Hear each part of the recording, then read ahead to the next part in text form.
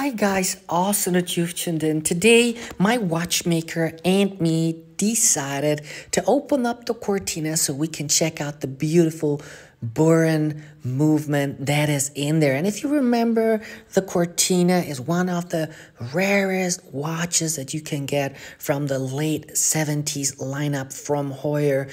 Back in the days, they were out to, on car races and everything, and no one really knew that they had secretly another lineup that was basically celebrating the high society in Cortina. That's why she got the name.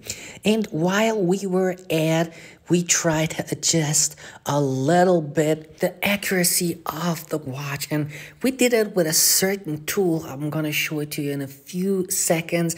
He was looking at that tool and then slowly adjusting the mainspring so that the watch is basically running in line with this tool. This is one of the most important tools that you should need. That is called your watch expert, where you can check the watch for the correct amplitude or any kind of beat errors that might occur on the watches a little bit older. Guys, if you like what you see, don't forget to hit the like button and subscribe. I'm gonna love it. I would love it to see you in the next videos. Have a great one, guys.